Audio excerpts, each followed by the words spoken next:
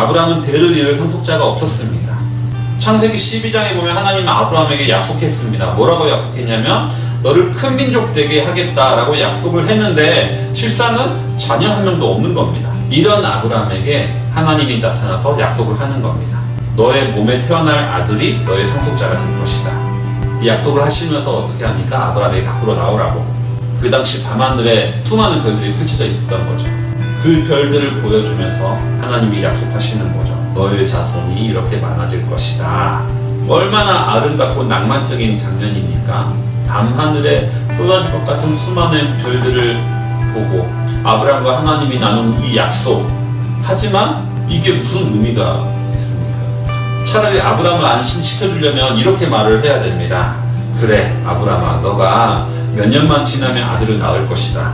그 아들은 그 자식을 몇 명을 더 낳을 수 있을 것이고 그 자식은 또 몇 명을 더 낳고 해서 몇 대가 걸쳐지면은 정말 너는 수많은 자녀들이 생기고 큰 민족을 이룰 것이다. 재산도 엄청나게 불어날 것이다. 이런 식으로 얘기하면 어쩌면 아브라함이 납득이 되고 안심을 했을 것 같습니다. 하지만 이 별들을 보면서 이런 얘기를 한다는 것은 낭만적이긴 하지만 사실 근거가 없는 얘기인 거죠.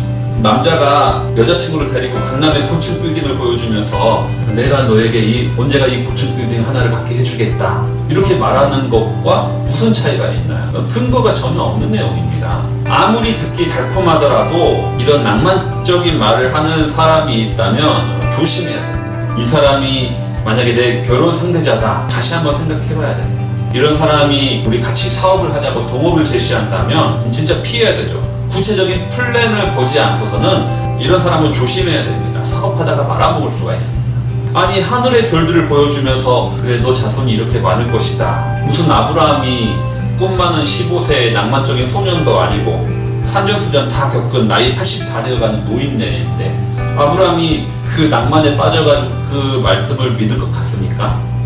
그런데 아브라함이 그 말씀을 믿었습니다. 하나님은 그 믿음을 의로 여기셨다라고 합니다. 어떻게 그럴 수 있었을까요? 사실 아브라함은 그 수많은 별들을 통해서 하나님의 말씀이 믿어진 것이 아니라 하나님의 말씀을 믿기로 결심한 겁니다. 아브라함이 만약에 저절로 믿어졌다면 그 믿음은 흔들리거나 하지 않았을 것입니다. 그런데 아브라함은 그렇지 않거든요. 나중에 하가를 통해서 이스마엘을 낳기도 하고요. 또 아들을 낳을 것이라는 천사의 말에 막 속으로 비웃기도 하고 100% 완벽한 믿음이 생겨난 것이 아닙니다. 하지만 아브라함은 이 순간만큼은 하나님의 말씀을 믿기로 결심했습니다. 그리고 하나님은 그러한 아브라함의 불완전한 믿음을 알면서도 그것을 인정해 주시고 의롭다고 여기셨다라는 거예요. 우리는 믿음이라고 이야기할 때 일말의 의심도 전혀 없는 것이 진짜 믿음이라고 생각할 때가 많이 있습니다.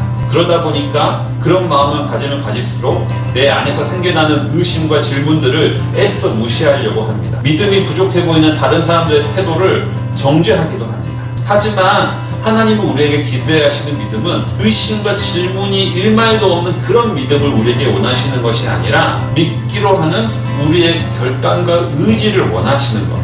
우리는 흔들릴 때도 있습니다. 의심이 생겨날 때도 있습니다. 하지만 그럼에도 불구하고 하나님의 약속을 믿기로 결심하면 하나님은 그 결심, 그 믿음, 그 결단을 의롭다고 여겨주신다라는